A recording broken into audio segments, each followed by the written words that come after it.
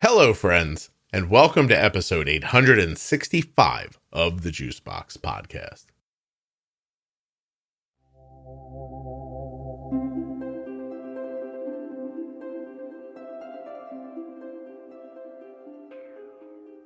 Today I'm going to be speaking with Denise. She is the parent of a child with type 1 diabetes. And for the life of me, I'm not certain what this episode is about.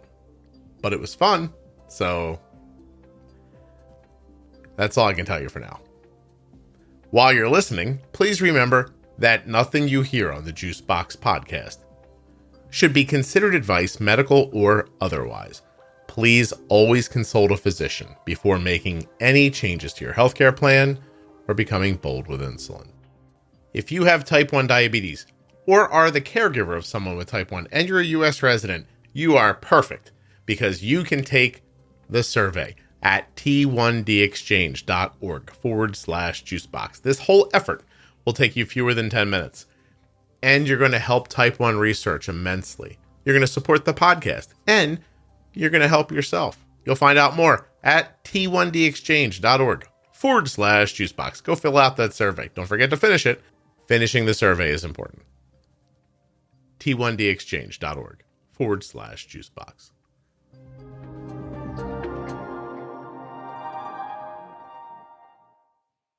This episode of the Juicebox Podcast has two sponsors. First sponsor, Omnipod 5. Omnipod.com/juicebox. Automated insulin delivery with your Dexcom G6, all in that little tubeless thingamadoo they call the Omnipod 5.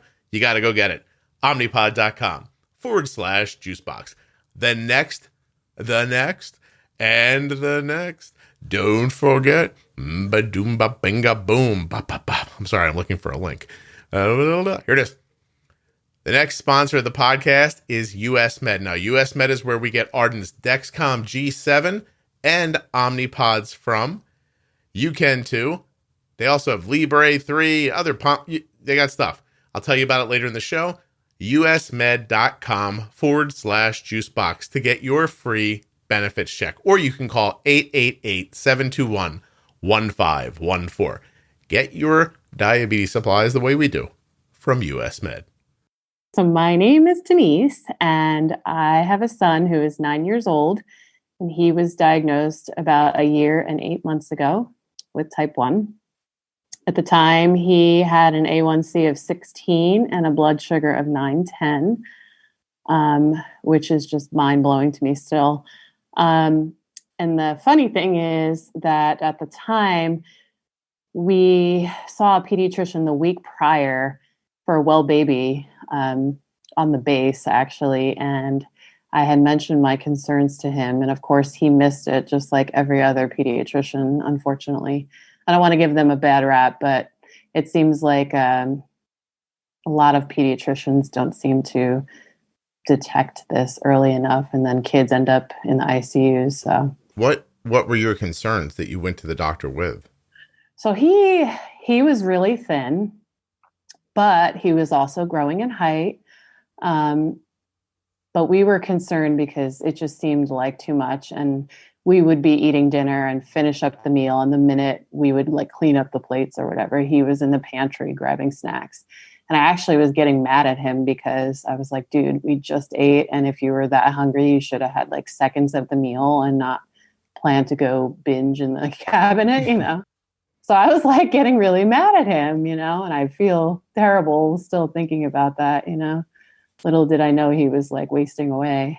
But at the time, I thought it was a growth spurt like every other parent. And obviously now when you look back on those pictures during that time frame, he was like Somalian style. Like I could see all his ribs. It was terrible. Mm-hmm. So yeah. But so you saw it a little then, you just didn't see it for what it was. I feel like when you live with somebody, you don't see it to the degree that it actually is. Like you said, I knew he was thinner, but I also knew he was growing. And so I was like, well, he's stretching out. So that's probably why he looks thinner. And, you know, he grew in height. So I expect here soon he will also put on some weight, you know? Mm-hmm. No, I mean, makes sense. How long do you think that was going on for? I mean, with an A1C like that, I would guess a good chunk of time. I can tell you this, I knew something was wrong. My husband and I both did. We were both concerned about his weight. But it was also during the time of homeschooling. And so we also were nervous about his emotional like outbursts. But we attributed it to, learning from home and his he didn't really like it at all. So, but he would just sit there and cry about having to do homework and stuff. And we would get really frustrated because nobody liked it, but we expected he would do the work and kind of suck it up a little bit more, but he would just like sit there and pout and cry and whatever. And we would get frustrated because we needed him to do what he needed to do for school because we had no alternative, So we knew he was more emotional. We knew he was super thin. We knew he was eating a lot, and that was pretty much it. And when I took him to the pediatrician, I told him he was really thin and we were concerned, but that he had also grown in height. And he never even lifted up his shirt to see and do a thorough assessment. So at the time, I just took his word for it. And I was like, okay, pediatrician says it's a growth spurt. We're good. But when I got home, I still was worried about it. And so I was, investigating things. But the thing that really clued me into the fact that it was type 1 was that we were getting ready to move to Virginia because we're military, and my husband needed to do training for us to move to Slovakia. So before we moved from Vegas, I was like, I'm going to get everybody set up with all their health appointments. That way, when we get to Virginia, we're up to date. So we went to the pediatrician, and then shortly thereafter, we had eye doctor appointments for all 3 of the kids. We lived in Vegas. Of course, it was really hot. But on the way to the eye doctor, my son was like, Mom, I'm so thirsty. Do you have water? And I was like, no, I actually forgot a water bottle for you guys today, unfortunately, which I never did, Mm-hmm. And he was like, oh, I'm so thirsty. And I'm like, Ben, I have no water bottle. I'm going to need you to kind of suck it up a little, And so we drove to the eye doctor and we were waiting. My son's appointment was like the second one. So my daughter was like in the chair with the optometrist or whatever. And he was like, Mom, I'm so thirsty. Like, can you ask them if they have a water fountain or anything? So I'm like, hey, I'm so sorry. Cause I'm like embarrassed about the urgency of this. Because we weren't going to be out long. I was like, you could be fine. It's not really that big of an issue. Right. We made it longer without water, So I asked them, I said, do you guys have a water fountain or anything? And they said no. And they gave me, your standard plastic bottle of water. And he slurped that whole thing down in like one breath, one gulp. And so I was like, wow, you were really thirsty. And I apologized. And so then everybody, had their eye doctor appointment. And I was like, while we're all in the car together, we should just go get breakfast. Cause it was like, it was like the middle of coronavirus, but we had been locked up for so long. I was like, let's just go get some breakfast. It was like the first time we had gone out in months, Mm-hmm. So we sat down to breakfast and, the kids all had those standard sized OJ cups, like diner style. And he, again, drank that in like one gulp. And then the girls, my daughters, still had some orange juice left. And he asked for theirs at the end of the meal and gulped those down. And so then this is after the pediatrician appointment where I was told nothing was wrong. So, the whole time I was freaked out about this, trying to figure things out. But I do have a nursing background. I'm an RN, and I also have an occupational therapy license. So I had some medical knowledge and I knew things were wrong. But of course, you live with someone and you're like, oh, he's fine, but I know something's a little off.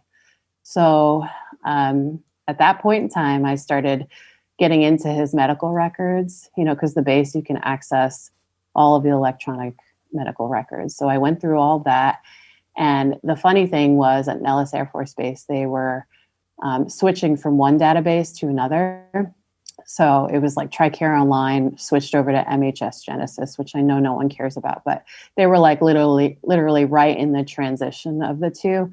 And so what I think happened was that the provider didn't actually look at the growth charts, because when I went in there, I noticed he was gaining in height but losing weight, which is not the normal trajectory of a kiddo. Right. That is not what's supposed to happen. They're supposed to gain weight and increase in height. So that to me, I was like, oh my gosh, something is seriously wrong.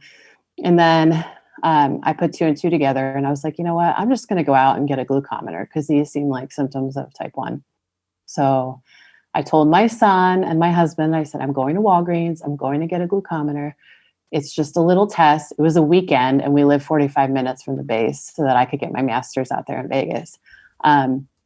I didn't want to drive all the way to the base because I was like, if this is nothing, I'm wasting all of our time and I'm going to feel like the biggest idiot. So I'll just take matters into my own hands, spend the $20, and then I'll have peace of mind as we go through this weekend. So I did that. And I took my own blood sugar first so I could show my kid what it was about and that he'd be okay.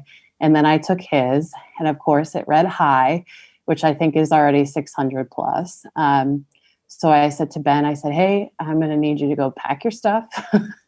We're going to the hospital and we're probably going to be there for a little bit. And I tried to explain in a kid-friendly way, like what diabetes was and how I was 99.99% positive that was what was going on. And of course, he was like super angry with me because as a 7-year-old, you're like, it's your fault. You picked up on it. Like, if you hadn't figured this out, I wouldn't have ever had this disease. You know, that was kind of the approach he was taking with me, just crying and screaming like the whole way to the hospital, which made me feel like the biggest piece of crap, you know? Well, but I knew it wasn't my fault, you know? Yeah. Let me jump in for a second. So, I mean, you alluded earlier, but didn't really like follow up on it. Like he was having a lot of outbursts and having a lot of trouble with his composure too, right? Mm-hmm, mm-hmm. Yeah. And so you thought that was because like everybody was like, oh, we're going to lock these kids up and make them learn online. It's going to make them crazy. And you were like, oh, it's happening to my kid. Great. That's what you thought, right? Exactly. Okay. Yep. All right. And so, I mean, God, a 60.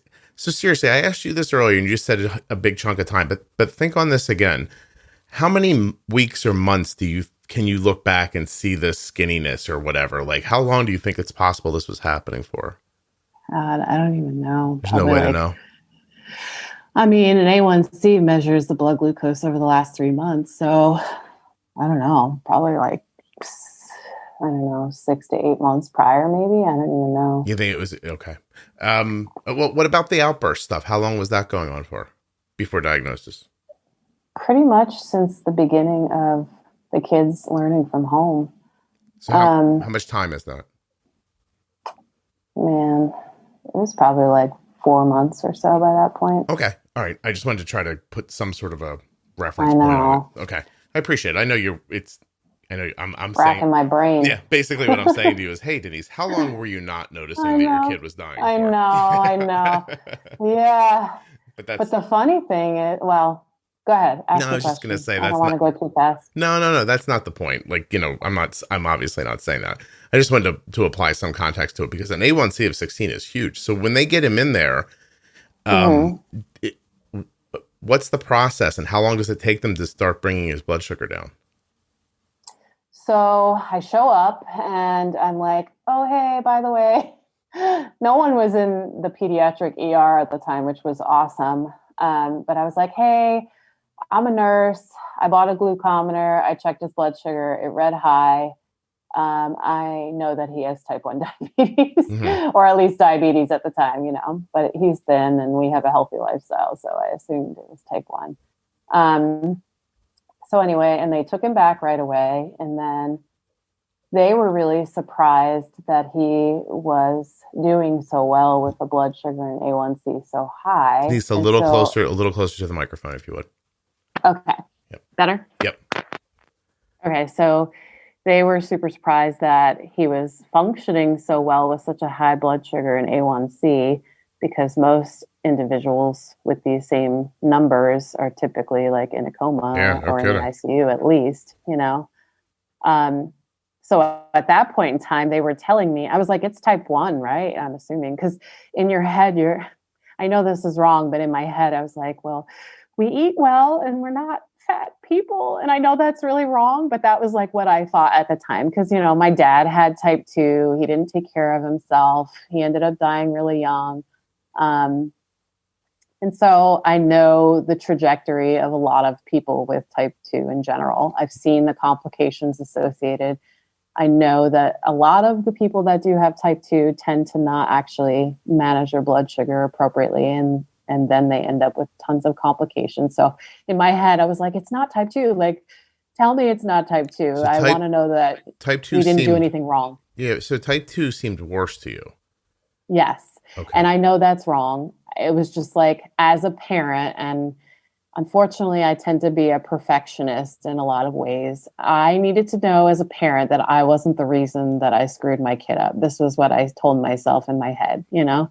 And I don't mean to offend anybody that has type 2, but this is like what I processed at the time, you know? No, I appreciate you being honest. Yeah. Yeah. So because it's just, I don't know.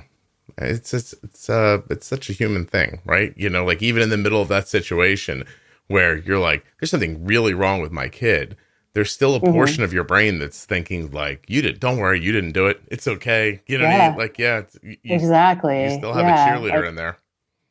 What's that? I said, you have a cheerleader inside there that's trying to help you not like fall apart, basically. Right. Yeah. Exactly. Yeah. I needed to know it wasn't my fault too, you know, like I feel like with type 2, I know kiddos get it, but I do also know that it's a lot of times related to the types of foods they're eating and their sedentary behaviors, you know. And I just needed to know that wasn't us, even though I already knew that in my heart, you know.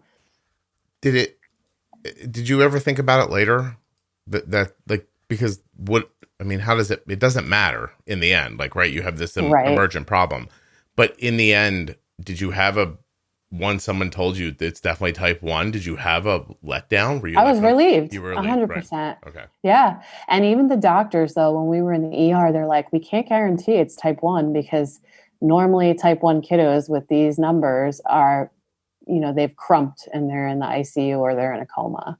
So the fact that he had compensated so well for so long and had such high numbers, they could not like guarantee me that was what was going on. And obviously they had to check the antibodies and everything anyway, but they were not sure. And they were totally surprised when he came back as a type 1. And I, like you said, I was relieved because I needed to know that it wasn't my fault as a parent. So are there any autoimmune issues on your side of the family? My mom and my dad, both type 2. And then my brother has colitis. And actually my sister just got diagnosed with colitis. So yeah, unfortunately, a lot on my side, my husband's side, also colitis, but no type 1. I never say this, but I always think it, and I'm going to just say it here because you seem like you can take it. Is that okay? I can take it. I'm never not fascinated when I ask people about autoimmune in their family, and they skip over that I asked them about autoimmune, and they just start listing health ailments. And how many people say, "Well, my dad has type 2," and I always like, there's this little part of me. Yeah, you're right. Yeah, there's this little part of me that always wants to go, autoimmune. I know it's not autoimmune. Yeah. I know. Yeah, right. I'm sorry. No, you don't need to be sorry. It's such a common thing that happens. I think that it's an association thing. I think that the first thing they think of is diabetes. So, hey, no, there's no type 1, but there is type 2. But colitis is very well autoimmune. Yeah. Right. And then, I'm sorry, you said on your husband's side? He also has the colitis thing, his brother.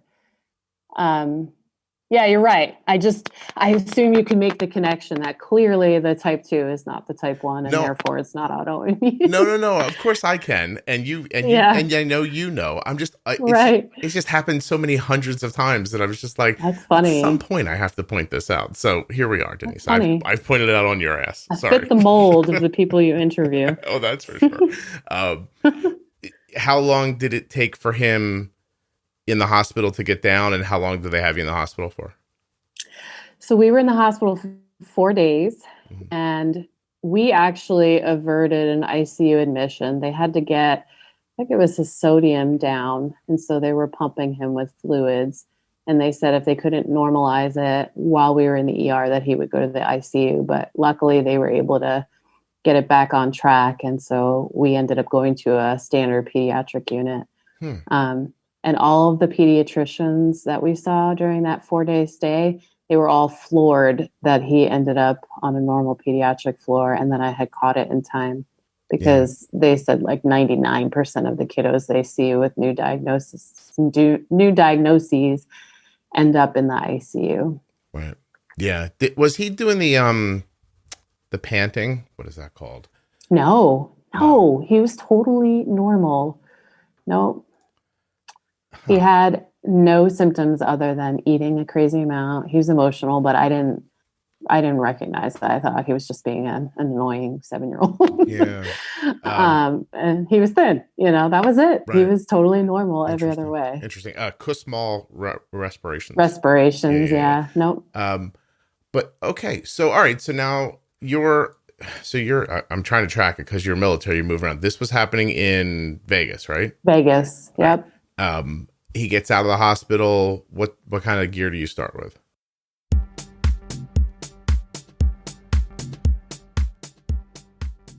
Boom, boom, boom, boom, boom, boom, boom. Okay, guys, here it is. US Med. usmed.com/juicebox. Number 1 distributor for Freestyle Libre systems nationwide. Number 1 specialty distributor for Omnipod DASH. Number 1 fastest growing tandem distributor. Number 1 rated distributor in Dexcom customer satisfaction surveys. Oh my goodness gracious, what more do you want to hear?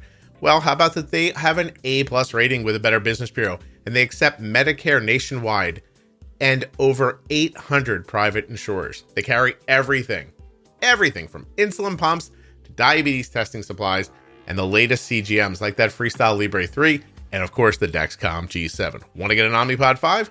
US Med has it. They've got a lot. You should check them out. usmed.com/juicebox so you can get your free benefits check and get started. You don't like the internet? I don't blame you. How about the phone? 888-721-1514. That's another way to contact US Med. We get Arden's Dexcom supplies, Omnipod supplies from there. Here's the point. Give them a call. I think they've got what you're looking for. usmed.com/juicebox or call 888-721-1514. Now, speaking of Omnipod, hello, Omnipod 5. Here's what you got.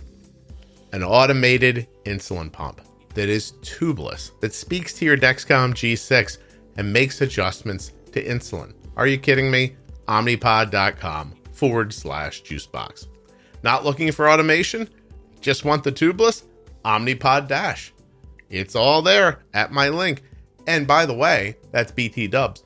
You may be eligible for a free 30-day trial of the Omnipod DASH. Find out about that at my link as well. Omnipod.com/juicebox.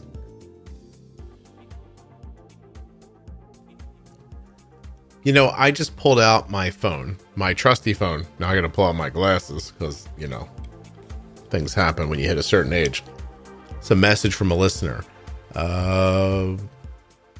My child is doing well on Omnipod 5. Last A1C in December was 5.8. Seeing the doctor again soon, expecting the same number. Would you take a 5.8? Because that sounds pretty good. Omnipod.com/juicebox. Their results are theirs and yours may vary, etc. and so on. But anyway, I got to tell you something. Full safety risk and free trial terms and conditions are also at omnipod.com/juicebox. When you use my links, you're supporting the show. So use the links in the show notes of your audio player, the links at juiceboxpodcast.com, or type that actual link into a browser. All of it helps. Back to Denise, who I don't think has even come close to saying the strangest thing she's going to say in this episode.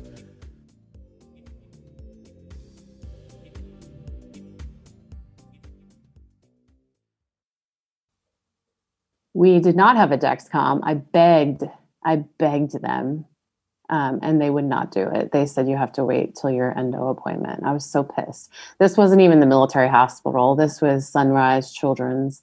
But they would not do it because at the time when you have 4 days on your hands, all you're doing is researching. And actually, I'm pretty sure I found you during that hospital stay because, I'm like batshit crazy when it affects my kid. I spent all nights and days just researching all the things, and I found out about Dexcom and I found out about you because nobody told me about you or your page. So you just found it on your own.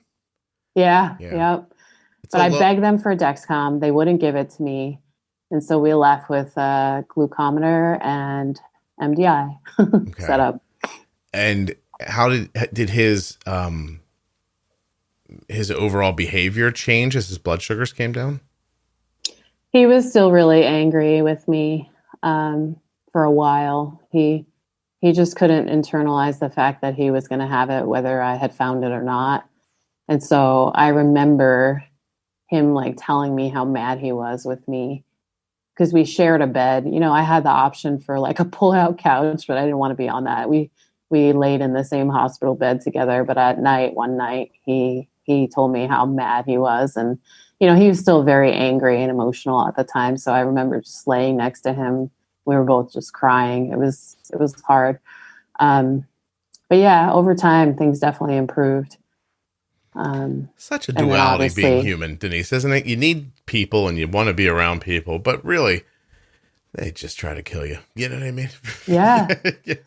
Especially your kid telling you that they're so mad at you and it's all your fault. Like, imagine that. Like, in your heart, you're like, I did what's right. I saved my kid. Everybody else tried to screw him over. And he hates me now. You know, like, how do you not lose your shit in that moment? You know, it's not great. I mean, would I trade my children? No, but you know, it's tough. It really is. That out of the mouths of babes moment. You know, I don't know. It's such an interesting thing that I mean, there's so many cliches, but like, you know, you hurt the ones you love the most, like all that stuff. Even, and not that he's trying to do that. He's expressing how he feels. And he's got a limited perspective on the world and understanding what's happening. So, I mean, I don't not understand it. But on your side, that's an academic exercise explaining it to yourself. It still feels the way it feels. You know, that's just, that sucks. I feel for you there. That's not pleasant. Over time, has that gotten better or are you still Oh, yeah. I actually asked him. So I was like trying to think about what I would want to talk about today. And I asked him how he felt about the whole situation and if there were any positives or whatever. And he said the drawbacks are how annoying it is that I make him dose all the time and how annoying it is for him to wait for food. And then the positives, he said, I get delicious snacks and yummy stuff when no one else gets it. Like, so we just moved to Slovakia and there was like this really awesome Italian market with like legit Italian cannolis and cheese and all this delicious stuff. And so we had a box of like delicious Italian cannolis in our fridge. And my husband in the middle of the night, he was low and he actually ran him up a freaking cannoli. So my son was like, yeah, like that other time when I had the cannoli, Daddy woke me up and gave me a cannoli to raise my blood sugar. I was like, yeah, that's pretty freaking lucky, dude. Yeah. No one else gets bakery delivery at 2:30 a.m., right? I know. I would not do that. I was like, dude, you're going to get a couple glucose tabs and night. My husband bringing I like the way your husband's thinking. There are times where I feel like I'm standing in a dark room talking to Arden and we're negotiating over what, you know, sounds good for her to eat. And you know that you have like there's a span of time before she gets so low that it doesn't matter. It's just going to be juice, right? Right. And you're standing there, you're like, you sure? Because there are times she doesn't care. Like she just wants to bring her blood sugar back up. It's not a big deal. But sometimes she wakes up and she's hungry. And she'll go, no, you know what I want? And that's exactly what happens. She's like, could I get a banana? Like a little waiter in the middle. Yeah, could I get this? And you know, you're walking through the house, and the dogs look up like, "Why are you awake?" And I'm like, "It's not my fault." You know, like, and go back upstairs with a handful of stuff, and you're like, "What about this? What about this?" But anyway, I think that makes you parent of the year in those moments, you know. Well, you would think, but the award has never arrived, Denise. No one's actually said it out loud. Yep. Yeah, and that's the thing. When I was talking to my son today, I was like, you realize I don't want to annoy you for fun. Like, it's not fun for me to annoy you, you know. I said my main goal is to keep you healthy and strong so that you can live a normal, healthy, happy life, you know. Right. I said, I would annoy you till the cows come home just so that you can have a normal, happy life, It's interesting. So, It's quite a balance. That's for sure. yep, for And sure. you're saying now he has Dexcom, and does he pump or does he still do use Yeah, a pen? he is a T-Slim, yeah. Are you using the Control IQ? Nope, we're in sleep mode 24/7. Oh wait, but you're using the algorithm. Well, so technically you have to turn Control IQ off for sleep mode to run. Oh, okay. So basically with sleep mode on, the basal itself just increases or decreases pending his blood sugar. So sleep mode sort of turns it into basal IQ? I guess. I don't know anything about basal IQ. It is the basal rate, so I guess that makes sense. It's interesting. How long has he been using it? The pump itself, or the pump. we got it in Virginia. Once we moved, our endo in Vegas, she was great, but she was like, you guys are moving, so you might as well just wait till you get set up in Virginia. And then we got it. So I think we got it maybe about March. Of this year? So no, last year. Previous. Yeah. So maybe we've been using it about 14, 15 months. It's interesting. You measure all your time with landmarks. Assignments, yeah, totally. It's very interesting. So you went from Vegas to Virginia, and for a year. For a year, but now recently you've moved overseas. Yeah, we're in Slovakia. We're in Bratislava, the capital. How long do you think you'll be there? 3 to 4 years, definitely 3 at least. Is that a longer assignment than normal? No, it's about right. Yeah. How do the kids go to school? So they're not in school yet. When we got here, they had like 2 weeks left of their school. So I didn't want to put them through that at the very end of the school year. So I figured I would keep them out until they start again, which they will start August 25th. And so my husband's affiliated with the embassy out here, and the embassy pays for them to go to a British international school. So they will be going there come August 25th. And that's an English-speaking school. Yeah. Right. You know how much money it is if I had to pay out of pocket? If you'll tell me, I want to know. 20,000 euro per kid per year. 20,000 euros per kid. Can you even fathom what that would be like? I mean, I can look it up right now. Can you imagine? I can't even. I mean, I feel really grateful for my kids to have this opportunity, but holy cow. So it's 20 grand a year for each kid per to go kid. to school. Yeah. And then it's more for meals, which I don't even know what we're going to do about that. Because they're legit home cooked type stuff over in Europe, because it's not cafeteria nasty food like the States. And so I'm nervous about that already, thinking about how many kids will actually bring lunch from home, and will my son want to do that? And if he does, what does that look like for me? Is the website even going to have nutrition facts on it for me to try and figure out a carb or a number of units prior to a meal? Are the meals extra money, or does it come for the 20? They're extra money. We do have to pay for that, but they also have a bus that can pick up our kids from the door. And that is 15 euro per day, but we don't have to pay for that, thankfully.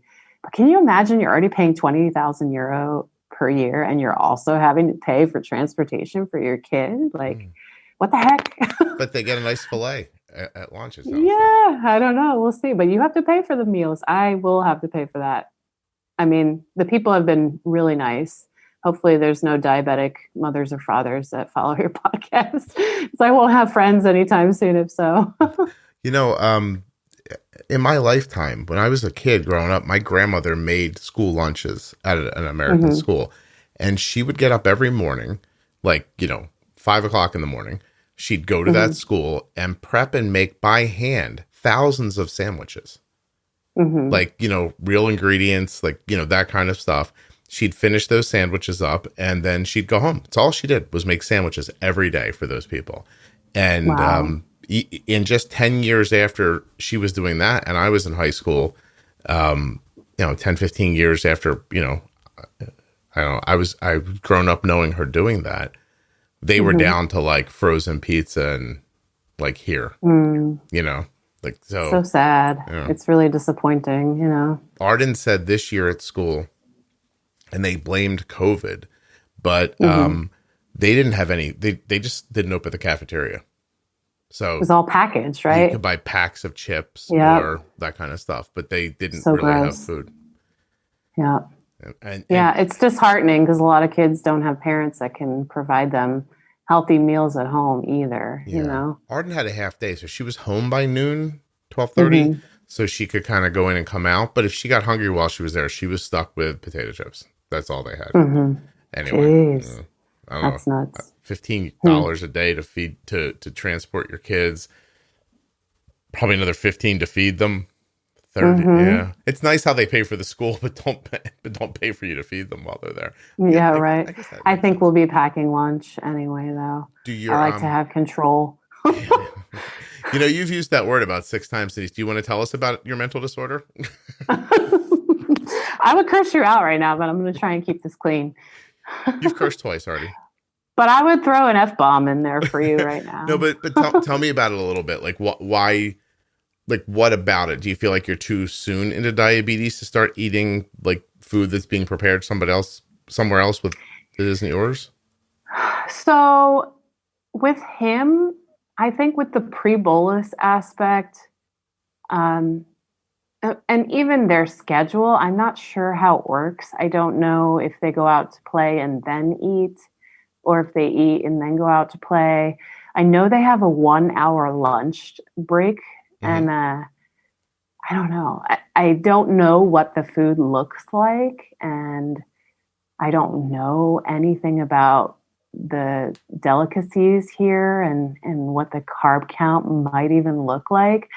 I think I never let him buy when we were in Vegas or Virginia, just because, I don't know. I like to have control over what they're eating. I don't know. I feel like the food is usually crappy, obviously, in the States. And so we just didn't bother there. But here, the food will probably be a lot better. But how do I dose for that when I don't even know what it looks like, you know? So so how long have you been there? We just got here. I think we're here like almost a month now. Oh, okay. All right. So have you gone out for a meal? Have you eaten in a restaurant? Oh, yeah. Yeah. I would need to see the menu to see if I even know what these meals are. I can tell you the top meal in the area is brinzové halushki, which is like almost like little dumplings with sheep cheese. My kids really like it. They say it's like Slovak mac and cheese. What's it called? Pretty yummy. Brinzové halushki. I'm not gonna end up BRYNDZOVE, and then halushki is HALUSKY. I got it. The internet, right? Here it Are is. you pulling it up? Yeah. I want to understand what we're looking at here. It's super yummy. It's almost like a gnocchi concept. Bacon, potatoes, cream, soft cheese, flour. Yeah. You just said yeah, like. It's pretty good. 2 medium potatoes, a cup of flour, a teaspoon of salt, 150 grams of smoked or regular bacon, half a tablespoon of vegetable oil, 125 grams brinzy or other soft cheese like feta, goat, or cottage cheese, 50 milliliters of cream that are optional. Hold on a second. Are you going to make it? Well, I mean, I'm looking at it now, trying to figure it. And it looks like, I don't know what to say. Like little gnocchi almost. What I'm looking at is a plate that looks like lumpy white stuff with hunks of bacon in it. Yeah, basically, yeah. Hopefully we're not offending anyone. I'm not a fan. I'm describing it very accurately. So it's objective data. Here's a recipe that has 6 stars. Hey. Somebody likes it.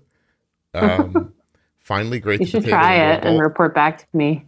Oh, I have to? Hold on a second. Well, I mean, it sounds like, all right, I can't believe I'm doing this. Finally grate the potato into a bowl, keeping the juice, add a flour, egg, and salt. Stir with a wooden spoon. Add water, stir until lumps are smoothed out. Dough is not too runny. Add flour if too thick. Add water.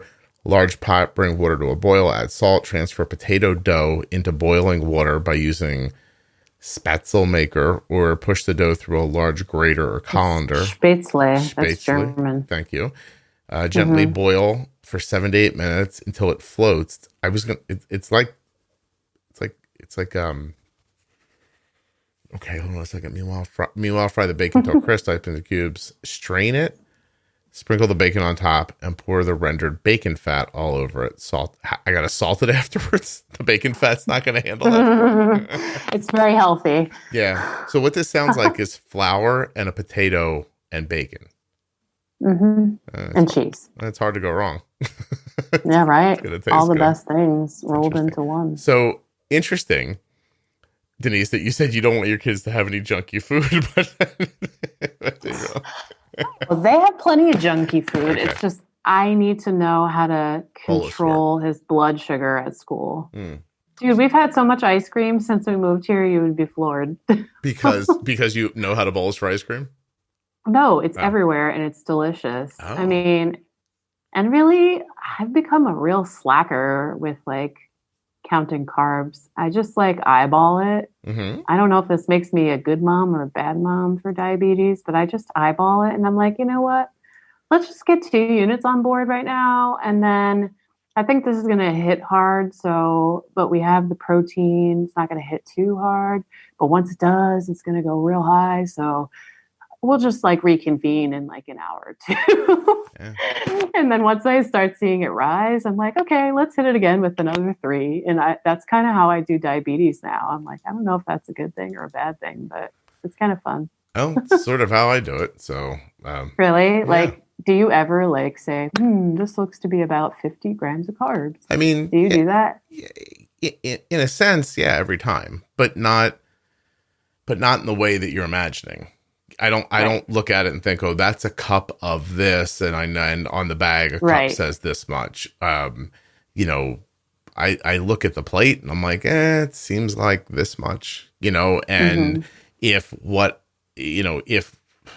I think it looks like 60 carbs, and when she enters 60 carbs into, you know, the algorithm, if the suggested amount of insulin is about as much insulin as I think that plate needs, then I go, okay, well, that's about right. And then you just watch it. And if it goes up, then you go after it again. Yep. And I mean, very infrequently is it too much. Although we used too much at a lunch yesterday. Sort of. And how low did she go? She had to do something like 3 hours later. She needed to she had to take in carbs like 3 hours later to stop like a drifting 60-ish blood sugar. And it was a salad, just a salad. It had stuff on it. And I was like, you know, that looks like this many carbs. We were in a restaurant. And I have to admit, I gave her a number that assumed that she was going to take a couple of bites of what I was eating. And then she just never did. And then it held so well for the first 2 hours that we kind of were like, oh, we might have had this. Like, well, I guess we're okay. And then in the like 2 hours, 30 minutes time, she started getting a drift. And then we had to jump in and do something then.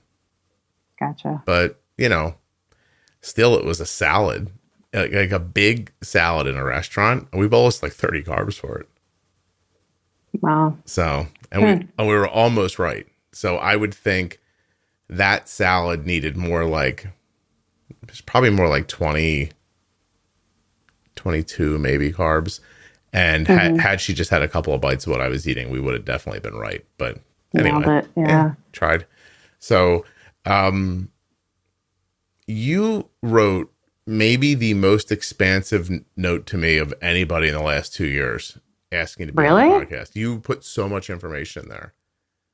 That I want to be. Is that bad? No, I just want to be clear with you that I did not read it. So oh, good. I don't even remember what I wrote, so it's cool. It's a small novel. I wouldn't even know. Yeah, it's a small it's not a full book. Novel. It's not a full book, but you know how Ben Franklin used to put together those little readers for people. He'd be like, "Here's common sense." Like it's sort of on that level of. That's really funny that you didn't read it.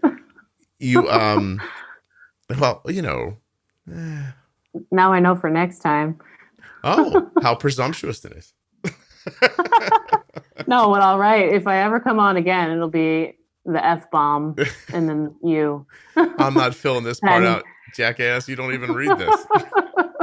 go blank yourself. Yeah. No, I've run my eyes over it before we started. But Sure. I don't want to feel bad. I don't want to put myself in a situation where we're just reading from a list. Yeah, no, I appreciate that. But it's I don't want interesting it to be boring. but it's interesting because you wrote this probably 6 months ago, I'm guessing. Mm-hmm. And you're worried about your son's health when you make the move to where you are now. Mm-hmm. And you're still worried about it, aren't you? Oh, yeah, dude, that's like my life, unfortunately. Yeah. What? It weighs heavily on you. Well, what's going to take that worry away? Nothing. Well, then is it a real concern, or is it honestly, is it a No, I mean, we function fine, but I can tell you there's always in the back of my mind, I really hope that I can send him off to college if that's what he chooses after graduation, knowing that I've done the best for him and he will have zero complications at that point in time in his life that are associated with my and my husband's, dosing and treatment of his diabetes. Can we talk for real for a second, like we're friends? Yeah. I know you're we are worried. friends, We are. Wait, I'm D-nice. we are friends. last night, I'm going to deviate for a second. Then I'm going to go back to my thing. Okay. Last night, a person in the Facebook group was asking people questions, and people were giving a lot of good answers, but they seemed to still be discombobulated. And I was up late editing a show, and I thought, well, let me see if I can't be valuable here. And I asked to see a graph, and they put a graph up, but then they were pretty clear that this wasn't a standard graph, and that other people had been involved in the bolusing and that they were getting back involved in it. And I said, well, okay, well, the graph's like a little scattershot. I thought to myself, and if they're telling me this isn't the norm, then that's fair. So I answered back and I said, well, why don't you, get back in the game and send me a graph in a couple of days and just tag me and I'll take a look again if I can. And in the meantime, I gave some high level ideas of what I thought I would concentrate on based on the graph I'm looking at. Well, this person did not they did not think that my response was thorough enough, valuable, and they began to in 15 years of doing this for people, bash you. I've never been spoken to like that before. Ooh. And I immediately thought this person is in a bad situation. Angry. Because, they turned on me in a split second. It was like defensive. It was like petting your favorite dog and it biting you after it knowing you forever. I was stunned. I was you know what I mean? I went back to have a back and forth, and the response was so just harsh. It was just so out of bounds for what was happening. You know what I mean? There was no even slowly I turn. It was just 0 to 100 miles an hour. And I tried to respond and to, I was like, look, I think maybe we're just having a communication issue here, because I know what you're receiving right now is definitely not my intention. And I'm very willing to believe that what I'm receiving from you is not your intention. Let's just start over. And then they just deleted the whole thread. Huh. So did they stay on the page, or did you block them? No, they did stay on the page. I wouldn't block them. I wouldn't block them. I would have been happy for the person to continue to tell me how they felt. It just seemed like they were overwhelmed. And I could be wrong. Maybe I'm just an ass. Yeah. Okay. But I know what I said, and I'd be hard pressed to think that anybody would read it and think, oh yeah, you were just being a jerk. I was not. I was trying to help. Yeah. I just did not offer what they wanted. And I think there's something deeper going on at that point, Yeah. I think it's a perfectionism thing probably too. I don't want you to see my flaws, I don't know. Yeah. Because I think people internalize the numbers a lot. I know that I do. I feel like the biggest piece of shit when my son has a bad day. And I know that's not a healthy way to live, but I can't help it because I know 90% of the day I'm the one responsible. My husband helps at night and stuff, but right now he's in a vault, he can't even take his cell phone in. So it's me, And when you have those days that are really crappy, like it's really hard to separate the fact that this is not you, you're not a bad mom, like those kind of things that go through your head. So I brought that situation up because over the last hour, aside from the first 10 minutes where you couldn't make any of your stuff work, which, oh, by the way, I'm going to put at the end for people to hear. Just I wanted to make that clear here. So hang on after the music. You're just going to hear Denise for 10 minutes try to make her headphones work. But no one will listen. Don't worry, Denise. They'll probably laugh. Well, people I know that are going to be listening will laugh. Yeah. Don't worry. Everyone's going to hear. They're like, oh, yeah, I do want to hear her fun for around. But I brought it up because you've used language for the last hour that is over and over again telling me that if he's not okay, you're not going to be okay. Mm-hmm. And I mean on a psychological level. Mm-hmm. But you seem aware of it. I am. Yeah. I know. I'm all about it. I mean, I have anxiety for sure. And I know I have perfectionistic tendencies. So I'm aware. I just don't know how to make it better. I don't know how to separate the two. Like right now, I feel that I am the type 1 diabetic almost, but it's worse because it's my kid, and I'm 100% responsible for his well-being right now. Like he is not making these decisions. He and I work together. He has as much opinion on it as he wants, and I'm not going to overwhelm him by giving him more than he wants right now. But with that being said, it's me and it's my husband. My husband's awesome and he helps when he can, but he's not always home. And he, like I said, doesn't have a cell phone on him. So doesn't know what his numbers are half the day, Does your husband not want a cell phone? He's not allowed. He has a, secretive kind of job. Oh, I see. Yeah. We can't bring any technology in with him when he's at work. Dude, he's not like Fred Flintstone. I just wasn't sure if he was would that make him a Luddite if he didn't want to use technology?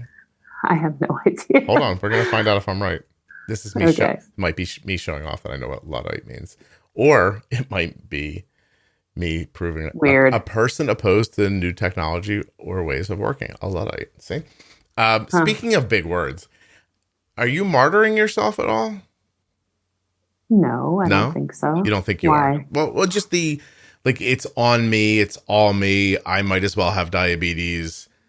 He's involved. Well, he's a baby, that's the thing. Like, he's not a baby, but he's not obviously making the decisions that affect his life from here on out, And working as a nurse and seeing tons of type 1 or type 2 complications.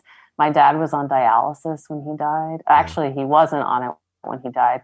My mom donated a kidney to him because he was on dialysis. Like, really? I don't know that I can let those things go. I've seen too much. I've seen amputees. I've worked with amputees, Yeah. You have a bigger perspective. Hey, wait, your mom had type 2 as well, right? Yes, but she didn't at the time. Oh. My dad had type 2 since I was like in 3rd grade. And she, now I have a bigger, now I don't even care about you or your kid. They were a perfect match. I was going to say, your mom, mind-blowing. How long were they married when she donated that kidney? Like, how old was she? Oh God, a long time. I think my dad was diagnosed when he was 40. He died when he was 60. So that was maybe when he was 50 something. They were married a long time. They got married when my mom was 19 and she's 70 now. So okay, so married when they were 19 in his 50s. So 30 years later, your mom gave him a kidney. Mm-hmm. I've been married since 96. Let me do the quick math on that. 2006, 16. Hold on a second. Then 4 is 20. That's 24. Then 2. I've been married like 26 years. Mm-hmm. I'm not 100% certain that Kelly would cross the street to save my life. And you're telling me your mom gave him a kidney? Yeah. Did she love him or was she scared? Which was it? Oh, probably combo. Yeah, she loved him. They had a really good relationship overall, I would say. It's amazing. That's really amazing. We have pictures of the two of them in hospital beds, like being wheeled back at the same time and stuff. Is mind blowing. Yeah. Oh, it's lovely. It's pretty beautiful and sad all at the same time, Hey, listen, if Kelly ever listens to this, just Kelly, like, you better not need an organ, and don't ask me. Because I don't know what my choice is going to be. Yeah, I don't want to be put in that situation. You know what I mean? My God, I think you need to have her listen now. where I don't want to have to shine a light on this, but see where I'm going to land. I feel like I need to like tag her. Is she on your page, by the way? I think you need to let me know. I don't think it's important for you when it airs. I would be like, oh hey Kelly, this is the episode you really want to listen to at. Don't worry. Later she'll ask me what did I talk about, and I'll say, oh, I just talked about how I don't want to give you an organ. You better keep your blood sugar in check, so you don't need a kidney anytime soon. Don't need any kidneys. I'm not giving them away. But yeah, there's not a lot of organs you can donate anyway. I just found it really nice that people who were together that long would do something like that for each other. Mm-hmm. I usually imagine when people are together for that long, they're just there out of convenience. Yeah, they hate each other. It's like, I don't want to go through selling this sofa. Right. Or I need his medical benefits. Yeah. You mean the guy with the money? He's okay. Well, he could stay. Yeah. But no, that's really, it's a real indication of something. Giving somebody a kidney, that's for sure. Yeah. How long did it buy him? Oh gosh, probably 4 or 5 years, maybe. I'd love to ask your mom if she thought it was he had worth COPD, and really, and she gave him a kidney. Yeah, he was in the Navy. He smoked like a chimney. My sister and I used to like break his cigarettes, and we eventually got him to quit, but the damage is done. So he was on oxygen and everything. And Denise, so it wasn't decision. Hemodialysis at that point. What's that? Snap decision. Your husband needs a kidney. You giving it to him? Don't do this to me, Scott. I think as long as I don't know. My situation is different. Sure. Scott, no, listen though. I mean, with 2 parents with type 2, I'm You think you're getting type 2? So I don't know, because I feel like I'm screwed. I'm going to end up with type 2, regardless of my lifestyle choices. Well, I see your point, but I don't know. Like, I think I would.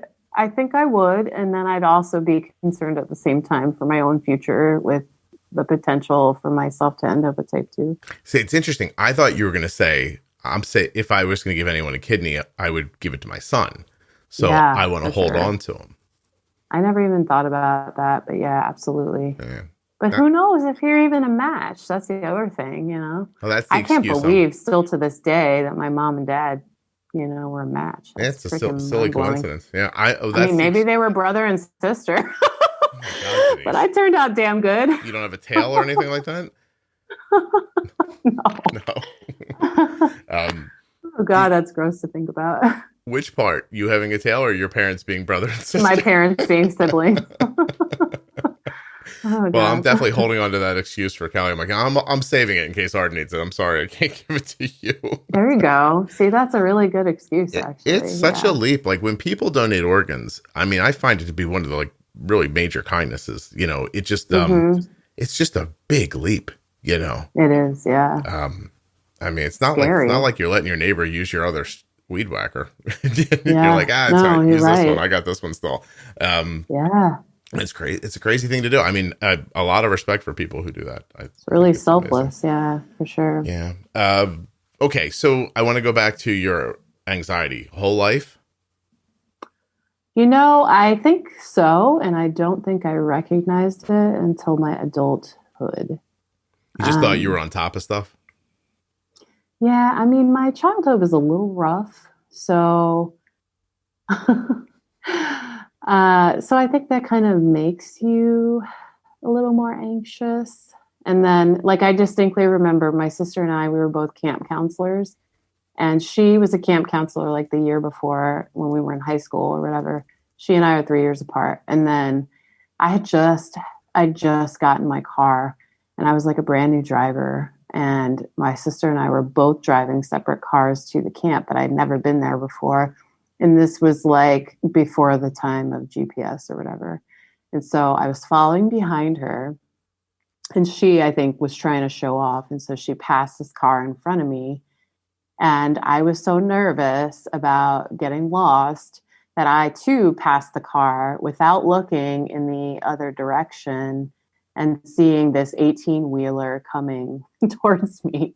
So I distinctly remember him like laying on the horn because we almost had a head-on collision. Well, I almost had a head-on collision with like an 18-wheeler. And when we arrived, my sister's like, I can't believe you passed that car. I should have never passed the car. I didn't think you were going to follow me. And I was like, well, I was so nervous about, getting lost. I don't know my way around here. And yeah, so I think that was a first indicator where I realized that I probably needed to chill out.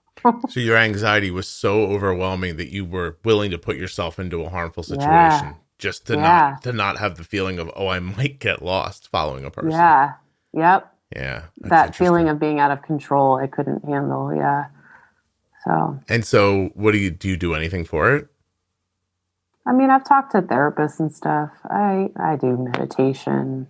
When I'm exercising, I'm in a better place, I think, overall, but I've kind of come to accept that this is my norm. And I really don't think diabetes has helped it at all. I think it's made it worse. I think if you have perfectionistic tendencies and anxiety, diabetes is like the worst condition for you to have to deal with, in my eyes. Yeah. Because there's so many numbers, there's so much objective data.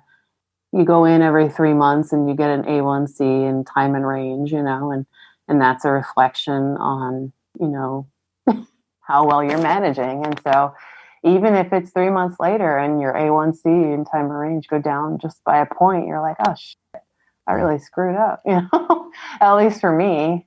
And of course, it's not my disease, but it feels like it right now because I'm the one managing for my kid. Do you have any idea of what age or what situation you'll want him to be in when you start giving him some aspects of responsibility?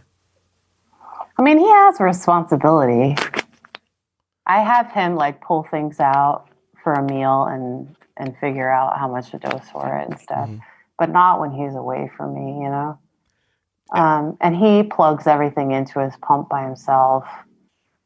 I don't know. I let him do what he feels comfortable with, but he gets really annoyed by having to do too much, He doesn't like to be interrupted while he's playing or whatever. And that's the real disservice with the T-Slim is I can't just take the PDM because there is no PDM. It's the pump, which he wears, so I have to be nagging him or I take it out of his belt and do it for him, So does this? And I know T-Slim is coming out with the update, but it's not out yet. And I really look forward to that to reduce some of the pain in the ass burden for him, especially on nights when we have like a tricky meal, Yeah. Do you, so what you're describing to me makes sense because he's 9 and I hear everything you're saying. And at the same time, I imagine that there are people listening who have had type 1 diabetes for 30 years who are thinking like, yeah, let that kid do more, like that kind of stuff. Like, are you worried that there's a tipping point somewhere where he could go so far in the direction he's in now that you can't get him back when it's time for him to take over? And, and do you like feed it a little, like what I used to do when Arden was little, and we still do it now to some degrees. We kind of just played that game where food would come out and I'd be like, how many carbs do you think that is? Or how much insulin do you think that is? Or I do that, a good idea. Or when her blood sugar starts going up, I ask her leading questions to teach her. Like, hey, was there any fried food in your lunch? Even now today, I still do that. And it makes her think. And then she'll go, yeah, I had French fries. And I'll say, oh, well, we should bolus for the fat then. And, or she says no. And I go, okay, well, what did you eat? And so I'm teaching her Denise, if I'm being honest, I'm doing to her what I'm doing to all of you. But I'm teaching her without letting her know she's being taught. So, that's a good idea, actually. Yeah. I mean, I do mention what I think happened in that moment, but I don't ask his opinion on those things. I mean, there have been times where he's like, I'm going to take another tab too because I'm starting to not feel good or whatever, And we do talk about what I think is happening when it's happening and why it happened and how I messed up or how we messed up. Well, really how I messed up. But yeah, I should ask his opinion for more. I like that idea, actually. Yeah. Like, just make it a game and not have him feel like I'm grilling him, because I Right. don't want to make it a burden. And based on what I've read in the beginning, I just wanted to take his lead on things because I don't want him to have burnout when he goes off to college and be belligerent and not care at all and end up in the ICU or something, And you also don't want him to not know what he's doing. Yeah, I know. Like, how do you find that balance, though? I just told you what I thought. So, yes. Okay, fine. I will implement ASAP. So like yesterday we were coming home from lunch and we had like a nice 20-minute ride. And I said, hey, I'm going to explain how your algorithm works to you. And she goes, what? And I was like, I like the background of it. I'm going to talk you through it a little bit. And she's like, oh, that sounds so boring. And I said, it is going to be very boring. I was like, but just let me go. I was like, we're driving and I'm talking, like, do you understand what I'm saying? She's like, yeah. And I looked over it again. She goes, I'm getting tired. This is so boring. I said, well, just let me, fill in a couple more blanks for you. I've been doing that for years. Like I remember the first time we had a real conversation was after an endo appointment and she showed some interest. She said, what could I do to bring my A1C down? And I thought about it and I said, if I could ask you to do just one thing until daddy can figure things out a little better, could we stop eating cereal for breakfast? That would be terrific. And she's like, if that'll help, I'll do that. And so she did that, which gave me more time to figure out things. Like this is many, many years ago. And, and ironically, of course, she doesn't even eat cereal anymore, but there was enough time where I actually could figure things out back before I was good at bolusing for things. And then I was able to take what I learned and then reapply it to cereal. And and that's what I need. Hold on a second. Right? This is unconscionable. My wife has one job in the world. Actually, that's not true. She has 3 jobs. I'll tell you what they are. Make money. Tell me reasons why we can't have sex. And keep that dog quiet while I'm recording. These are the 3 things. 3 things. Just bring the dog in and I'll whisper sweet nothings in its ear. She's good at the other dogs. 2 things. Why can't she do this? Probably because there's someone at your door or something. I don't care. There should be an urgency. A snap in her step.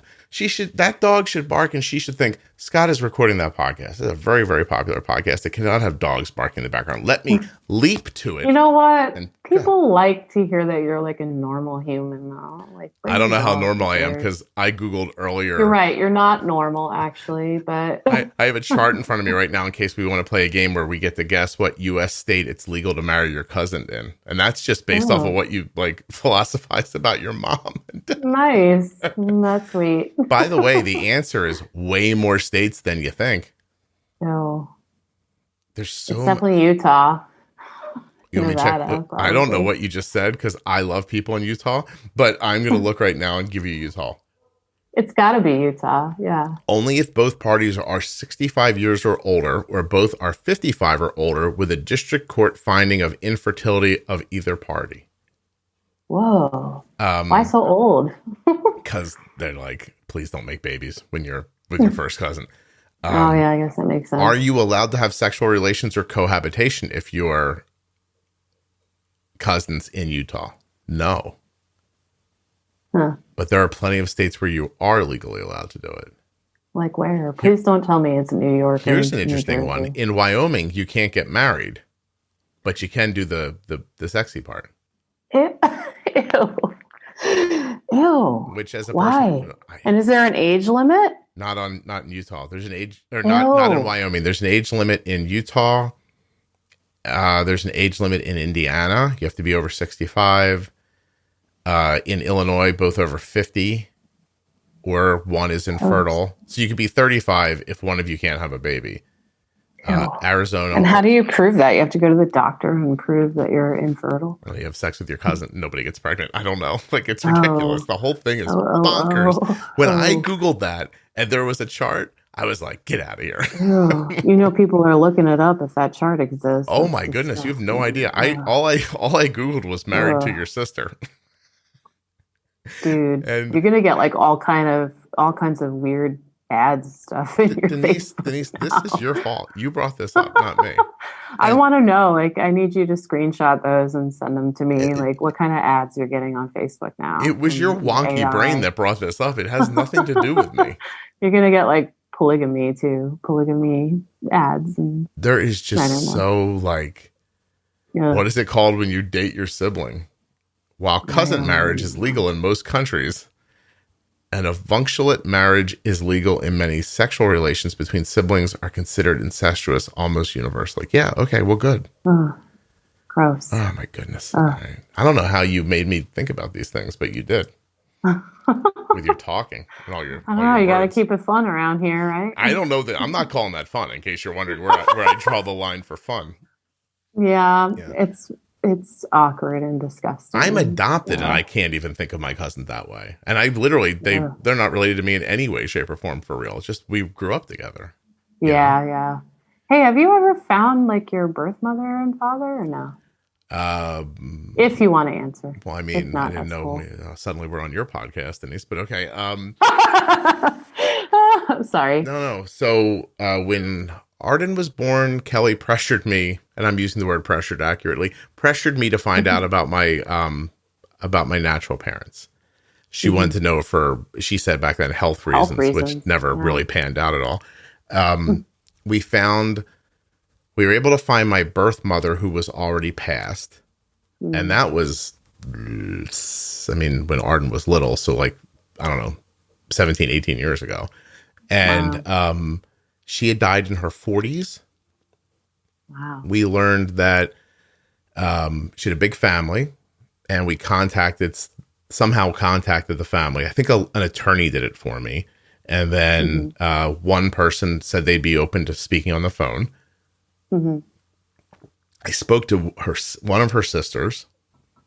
She described that my birth mother was depressed her whole life because she gave me away. She made it sound like it wasn't really her idea completely. Like it sounded like a lot of family pressure, maybe. Was she young? She had to be, right? Yeah. And youngish, not real young, but younger. And she died. So I guess the depression turned into obesity, and she died having surgery, trying to have like a stomach stapling or gastric bypass or something like that. She had a heart attack, I think, in her 40s. That's terrible. And that's sad, obviously. I have no real emotional connection to the story whatsoever. Right. So it's just a person. Yeah. Then they had no idea who the father was, at least that they would say to me. Then later, as the conversation went on, she described, if you hear from your uncle this, don't answer the phone. If you do this, don't answer the phone. Don't talk to and I was like, I'm out. And I never ever contact them again. Yeah. Too much drama. Yeah. So it turns out that if it wasn't for adoption, I would have grown up in the mountains in the South somewhere. Oh, dang. Yeah. That'd have been weird. You would have had a Southern twang. Can you imagine? What if I had all these thoughts and I was like, living in a pickup truck in the woods? People would not like me there. I don't think at all. But yeah, I don't think about it ever. I like the idea. Yeah. I've said it here before. I like the idea that I felt like, as I was growing up, I felt like I was a new country and I got to make up my own laws. I always thought that was great. So that is cool. Anyway, and I still live by those rules now, Denise. Nice. I go marry your sister. Are you trying to name this episode, Denise? You know what? I always get a kick out of figuring out why you name the things you do on the episodes. Go marry your sister is a strong contender for this one, right? Okay. What are the other options? I don't know. Whatever that food was called, and Brinzové Halushki. And Denise's anxiety, one or the other. I don't know. No, leave that one out. Do you know I know how to say I need help in Slovak? Oh, yeah. What? Oh, go ahead. It's potrebuje pomoc. Do people on the streets? Potrebujeme pomoc. And people on the street don't speak English? Young people do. I'm actually taking Slovak lessons, and I have been talking with her about learning more medical Slovak in case my kid gets admitted here, Mm-hmm. which I pray he does not. Do you think you're going to get come along at all learning the language, or is it hard? Yeah, I mean, I know some stuff. I know how to order. I know how to say, here you go. I know how to say good morning, good day. You know, I'm sorry. I know some basic stuff. Are you obviously American?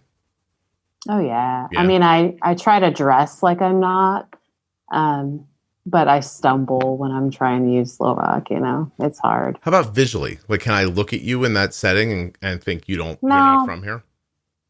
No, I don't. I think everybody kind of looks a little different. I mean, everybody's white here. Okay. But I'm also white, in case you were wondering. Look at you fitting in, Denise. Yeah, but people have all different hair colors and stuff. Yeah, I was just wondering if there's they look like anything here. Yeah, honestly. I didn't know if there was an aesthetic that you don't fit somehow, or no, I don't think so. I think you could blend in as long as you could speak and dress properly. Gotcha. How is it getting your medical supplies? Is that all through the military? Oh yeah, I wanted to talk to you about that actually. So then why did you bring up the possibility of your parents being related and not just stick to this? I mean, it was kind of a fun thought. I've thought about it before. It better not be true. I know it's not, but it's pretty funny to think about. So I can tell you this. So before we even got this assignment, we knew it was on the radar because the whole reason we moved from Vegas to Virginia was so my husband could take Slovak classes and learn how to do his job in Slovakia. And so we were approved prematurely because they had to go through an approval process before they moved us to Virginia, because there's no point in him taking these classes if we weren't going to be approved for the assignment to Slovakia. So then he goes through all these classes, and we knew we would have another medical board that had to meet again. Denise, up on that microphone again. Oh, okay. Can you hear me now? Yeah, where'd you go? What are you, walking away from the computer? No, I just sat up a little bit. Is this good though? Just get up Dude, on I'm it. in the most uncomfortable I don't care. That's your problem, not mine. I'm glad it's working out for you though. Good. So anyway, so we knew we'd have to undergo another medical board prior to actually leaving Virginia and moving to Slovakia. And so that second medical board, we were actually denied because of my son's type 1. Because the military doesn't typically move type 1 families overseas. And if they do, they're going to go to a base that has a larger military medical facility like Lakenheath in England, or, Landstuhl, Germany has the biggest military medical hospital. So they have more of the resources to manage it easier. Mm-hmm. So the board that met, they were not keen on the idea of sending us out here because Slovakia is not a first world country. Medical system is very different. They were concerned that we wouldn't be able to find a English speaking endocrinologist for him. So there was a myriad of reasons why they didn't want us to come here. But obviously, people out here have type 1 and type 2, and there are providers, and there are ways to get supplies. And there is a Facebook page for military families that are stationed overseas with type 1s. So I did a ton of research to make this happen because this is like my husband's dream job. Okay. And I wanted it to work out for him. But I also obviously wanted to keep my kids safe in the process. But I knew if we did the research, we could be just fine.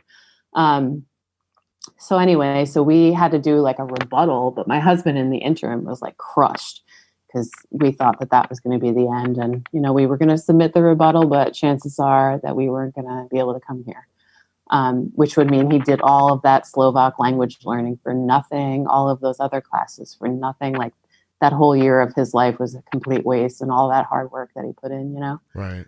So we submitted the rebuttal and then we were approved. So with that being said, by that point in time, we had already researched the endocrinologist and the supplies and everything because we had to submit that. And I'm very well prepared on that kind of stuff. So I had reached out to a Foreigners in Bratislava Facebook page and asked if there were any other type 1 mothers and if they had a pediatric endocrinologist that they could recommend. And there was one person who I believe is on this page now, because I actually told her about it at the time. She reached out to me and said she had a 13-year-old type 1 and that her daughter saw this one provider, but she didn't love that provider. However, she knew that the other provider in the office was much better, and she recommended that provider. So we reached out to her, and she was like incredible about getting back to us. Like, I love Europe in the sense that there's no gatekeeper, like there's no nurse sitting at the desk preventing you from speaking with the provider. Like, she wrote us back that day. We were like, these are all our concerns. Are these going to be able to be managed? You know, like, is there a hospital that can see him if in the event of ketoacidosis? Like, do you have glucagon? How would we get our insulin? Mm-hmm. Is it possible that he can use a T-Slim? Blah, blah, blah. So she's actually in Bratislava. Initially, we were planning to just go to Austria because Vienna is like an hour away and their medical system is really great.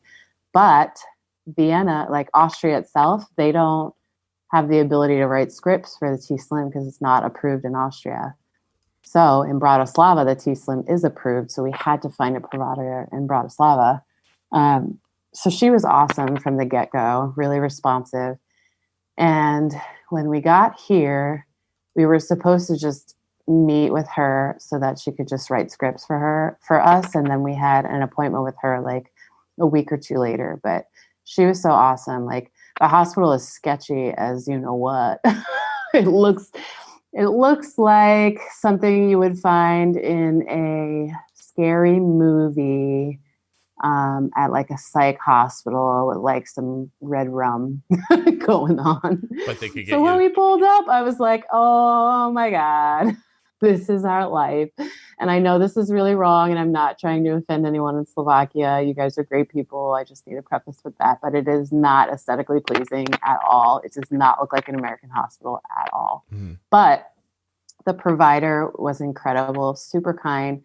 We wanted her because she has type 1 herself. She's probably late 30s, maybe. Super nice, really kind to my son. Wrote all the scripts we needed. We've received insulin here from one of the local pharmacies. The scripts that she wrote for the Dexcom and the T-Slim, we actually submit them to CVR Medical, who's out of Germany, and they actually have our first shipment on our way to us, which is cool because they give us a 6-month shipment at once, which is really nice because dealing with advanced diabetes, I had to, message them or whatever, call them every 3 months, which was a big pain in the ass. Mm-hmm. So yeah, so far things are going well. Nice. TRICARE, our insurance didn't want to pay for her. They had one other provider in Bratislava that apparently was TRICARE approved. So when I reached out to them, because I was already adamant about seeing this other provider because she was so good to us and we had established rapport by the time we got here, TRICARE was like, we'll authorize 2 visits, but we need you to see the other provider because she's in network. And so I called to try and make an appointment with them, and she's like, she's booked up and she doesn't even take insurance. You'd have to pay out of pocket. I'm like, what is TRICARE talking about? So then I told TRICARE, A, I couldn't even speak with the woman. B, she's booked out for like months. And C, she's not even taking insurance. So I don't know what you're talking about. It's like, if that's the case, you might as well pay for the provider that we want, Yeah. So they've approved her, thankfully. So we should be good. Denise, your connection is getting noisy, so this is an opportune time to say thank you. It's okay. Don't worry. We got through as best as we can, and if people want to hang on for the next 10 minutes and listen to how hard it was to get you on, they can. But it was really nice to talk to you. I hope you too. Thank you. I hope we talked about everything within reason that you wanted to. And yes. Did you have a good time? I did. Yeah, Good. You're fun to talk to. I knew it would be fun. That's true. No, I'm just saying. Oh, thank you. I mean, no.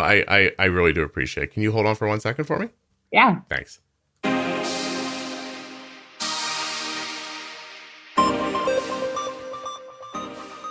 A huge thank you to Denise. Hey, first I'd like to thank Denise for coming on the show and sharing her story. And I'm going to thank Omnipod, makers of the Omnipod 5 and the Omnipod DASH, and remind you to go to omnipod.com/juicebox. Links in the show notes. Links at juiceboxpodcast.com. And of course, usmed.com/juicebox, or call 888-721-1514. Listen, switching's not fun. Looking into new things isn't fun, but some quality stuff here for you to think about. Omnipod, US Med, and the rest of the sponsors. And if you hold on for just a second, I'm going to play you the 10 minutes of Denise not being able to get her not being able to get her computer set up. Here we go. Before I do that, let me say thank you so much for listening. Hey everyone, my name is Denise, and I am the mother of a 9-year-old type 1 diabetic child. He's been diagnosed, I actually did the math before I came on, a year and 8 months ago. And at the time, he had an A1C of 16 and a blood sugar of 910. Denise, do you remember before we started recording that you said I turned up the volume? Yeah. Can you turn it back down a little bit? Yeah. Let me hear that. Can you hear me? How's that? I'm going to need you to speak another sentence. So he was diagnosed, what was his A1C? It was 16, actually.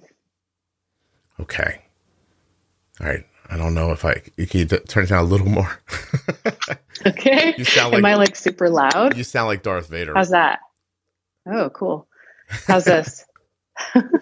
That might be better. We'll try again. Okay. Wow. So a year, 8 months ago, how old is he now? He is 9. 9. Was he 7 or 8 when he was diagnosed? He was 7. Okay. October 24th will make 2 years for us. You're up on 2 years. Okay. Any other kids? I have 2 others. He's our middle guy, our only boy. And we have an 11-year-old and a 7-year-old. Okay. Denise. I got to figure out what to do about your microphone. Shoot. So you're talking, and then behind your words are, it sounds like, it's okay. I think it's just the mic. Do I go down lower? I don't know. Can I test it? I mean, if you've been turning down a volume on your end, I don't hear any difference on my end. Really? Yeah. Well, crap. Do you have like Apple headphones, just the white wire ones? I do, but I can't find them. We moved, and I seem to have like misplaced them. Okay. Are you using a Mac or a PC? A Mac. Okay. Is there a way to like test your settings and fix them? I'm like kind of computer illiterate, unfortunately. Don't worry. Are you using the Zoom app, or are you using like just a portal? The Zoom app. All right. So why don't we try this? Okay. Are you on a laptop? Mm-hmm. Okay. So why don't we Do you want to try it on my phone, maybe? Well, I think it's the headset mic. Okay. Is my estimation. So if you click on Zoom and then go in the top left corner where it says zoom.us of the screen, all the way up in the top left. My screen is like minimized now. Okay, here we go. Top left. What does it say? So it's not zoom.us. Yeah, it's not. Okay. Yeah, you see that? When you click on that, you go to preferences. It's the second choice down. Yep. And then audio. Okay. Okay, so right now the microphone, what is it set at? The input volume, is that what you want? There should be, after you've clicked on audio on the left, on the right side of the screen, it should say speaker, then test speaker, and then next to test speaker, it tells you, it's like a drop-down box. It tells you what speaker you're using. That's probably the headphones. Okay. So yeah, it's like in the middle-ish. No. A little further. No, you're answering the wrong question. There's no number, Scott. No, Denise, no, I'm not asking for a number. You're not listening to me. Okay. So there's a drop-down box next to the word, the button that says test speaker. Next to it on the right is a drop-down box. Okay. What is that? It says Denise's Beat Solo. Ah, great. Now, when you move down to microphone, it says test mic, and then what's that set to? It also says the same thing. What are your other options when you click on it? Built-in microphone. Try that. Is that better? There we go. Can you hear me? Yes, that's better. All right. So can you still hear me in your headphones? Can you hear me? Hello? Denise? Scott? Denise, can you hear me? Yeah. So I put on the built-in microphone under microphone. Should I I couldn't hear you at all when I did that. Should I do built-in output on the speaker thing instead? No, I was hoping for you to use your headphones as the speaker and the microphone on the laptop as the microphone. Okay. But I couldn't hear you. When you did that, you couldn't hear me in the headphones anymore? No. Mm-mm. When you changed the microphone, then you couldn't. All right. Do you have any other headphones? My kids do. So that's what we need, because the mic on the laptop's great. And so let me see if my daughter can grab some real quick. Cool. Take your time. You know what though? I think they have a wire. I don't know if she has wireless. Yeah, wired. I do have. Denise, wired. Is that better? Wired's probably better. Yeah. Hang on. And seriously, take your time. There's no rush. Do you have headphones? Can you grab them real quick, please? Sorry, Scott. I thought this was going to be my best setup. So first of all, don't be sorry, because we're going to start over. Okay, good. But I'm putting all of this at the end of the episode so people can listen to it.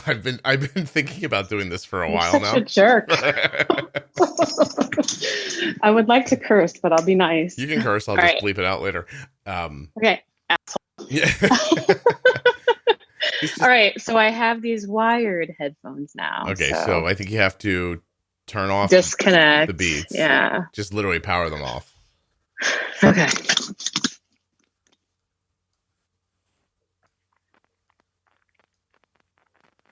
Okay, how about now? Well, I'm always going to be able to hear you because you're using the mic on the laptop. But can you hear me in the headphones? I can, but it's low. How about, can you talk again? Hello, testing. Hello. That's better. Hello, Clarice. Is my voice better now, or am I still Darth Vader? No, you're good, because you're not using those horrible Beats headphones anymore. Dude, they're like freaking expensive. How are they horrible? Because they're Bluetooth. Bluetooth sucks. That's why. Oh. Yeah. Well, that makes me want to like write them a nasty gram. Well, now you're all staticky though. What are you doing? Well, I was moving for a second. Hang on. Right. Let me just get in position. All right. Can you hear me? I can. So if the laptop is on the desk in front of you or something like that, I imagine?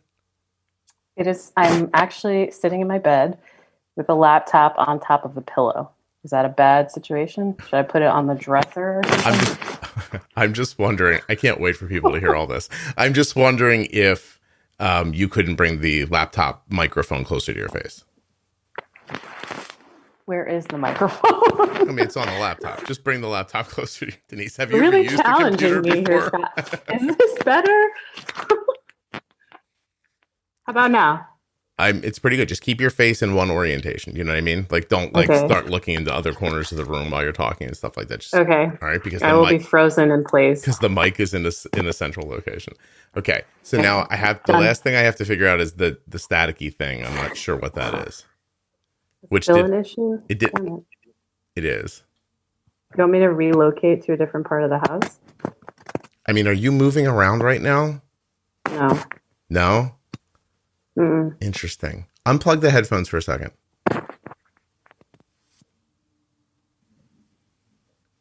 Can you hear me through the laptop? Hello? How about now? Can you hear me through the laptop? I can hear you through my headphones. Wait. I unplugged you, and then I couldn't hear you at all. Okay, so I'm in your headphones now. Mm-hmm. Yeah, there's a lot of noise. I don't know what it is. You're not moving or scraping or moving blankets or something like that? Nope. Okay. And are the Bluetooth headphones definitely off? Yep. Okay. What was that? What were you just doing just now? I was just moving. Okay. But I'm not moving right now. Are you sure? Yes. like just now, like you're not moving at all, like you're not rustling something and well, I was laughing, so naturally, I mean, the computer. So the computer's moving when you're laughing? Well, it's on my chest. Yeah, we don't want to be in that situation. That's probably right. what the problem is. Let me put it on the dresser, and we'll see if that rectifies the problem. I'm going to be in like a padded room by the time we're done here. Denise, you know what? I'll put it on the floor. I don't want to give you any pressure here, but this better be a good interview. Holy shit, right? Okay. How is this? I mean, you're going to have to like speak a sentence. How about the rain in Hello? Spain falls mainly on the plains? No. How's this? That's better. Really? Yeah. Okay. Well, now it's all right. Are you farther from the laptop now than you used to be? No, I'm like right up on top of it in the most uncomfortable position known to man. Back up a little bit because it's not loud. Okay. How about now? Hey, there. Don't move. Okay. Okay. So, Okay. Now we have Denise, and what are we, like 20 minutes later? If I took the last 27 recordings I've done and added up all the difficulties someone's had getting set up, they don't best you right now. Good. It makes me feel better. All right, we're gonna get you a I don't know, some sort of a website where people can send you headphones. All right, so you hear me through your ears in your headphones. I can hear you through my ears. Excellent. Okay, into my headphones. All right. And I am in position and ready to go. All right, then Denise, let's hold on. Shall we freaking begin? We absolutely should. Go ahead and introduce yourself again. Okay. All right. I hope you enjoyed that. If you're still here, you should check out the private Facebook group. Fantastic place for community. Right now, someone is saying something that you need to hear, or they're asking a question that you can answer. Juicebox Podcast, Type 1 Diabetes on Facebook. Private group, absolutely free, 35,000 members. It's really terrific. All right, that's long enough. I'm going to let you go. Have a great day. I'll talk to you soon.